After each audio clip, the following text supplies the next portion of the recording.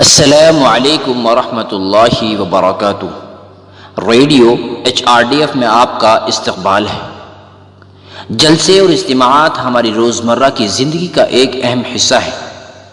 لوگوں کا جمع ہونا اور ایک دوسرے سے بات کرنے کی اہمیت آج بہت زیادہ بڑھ رہی ہے۔ انسانوں کے اکٹھے ہونے اور مل جل کر رہنے سے تعلقات بہتر ہوتے ہیں اور آپسی رشتوں میں مضبوطی کا سبب ہے۔ خاندانی، معاشرتی اور ثقافتی امتزاج ہماری زندگی کے لیے ضروری ہے۔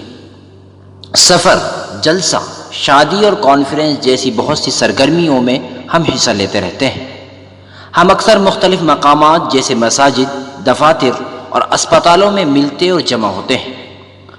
جلسہ جلوس رشتوں کو فروغ دینے اور پیار کو بانٹنے میں مدد دیتے ہیں، لیکن کچھ معاملات میں اجلاس ایک ایسی صورت اختیار کر جاتے ہیں جن کا مہلک اثر پڑتا ہے۔ اسلام ہمیں کچھ آداب سکھاتا ہے جن کی پیروی لوگوں کو جلسوں میں کرنی چاہیے۔ کسی کو اس کی جگہ سے اٹھا کر وہاں بیٹھ جانا اس میں سب سے اہم بات ہے۔ جب بیٹھنے والوں کے لیے کرسیوں کی کمی ہو جائے تو ایسی صورت میں اسلام بزرگوں اور کمزوروں کے لیے اپنی جگہ خالی کر کے ان کو دینے کی حوصلہ افزائی کرتا ہے، لیکن ایک شخص کے بیٹھ جانے کے بعد اسے اٹھا کر اس جگہ پر بیٹھ جانا ادب کے خلاف ہے۔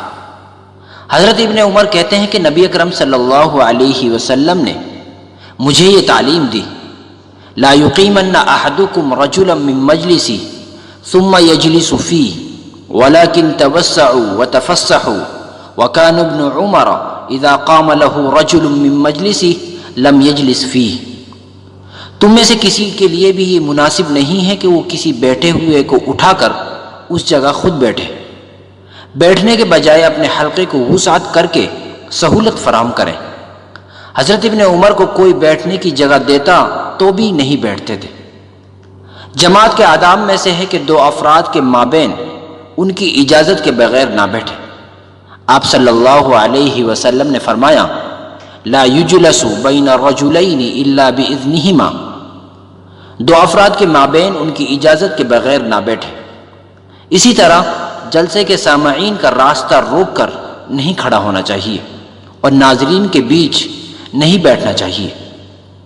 عن حذیفہ ان رسول اللہ صلی اللہ علیہ وسلم لعن من وسط الحلقہ، حضرت حذیفہ سے روایت ہے کہ نبی اکرم صلی اللہ علیہ وسلم نے ان لوگوں پر لعنت بھیجی جو جلسے کے بیچ میں گھس کر بیٹھتے ہیں۔ بھائیو، ہمیں بہت سی باتیں جو معمولی معلوم ہوتی ہیں، ان سے احتیاط کرنے سے بہت فائدہ حاصل ہو سکتا ہے۔ وہ تعلقات کو مضبوط بنانے میں بھی ہماری مدد کرتے ہیں۔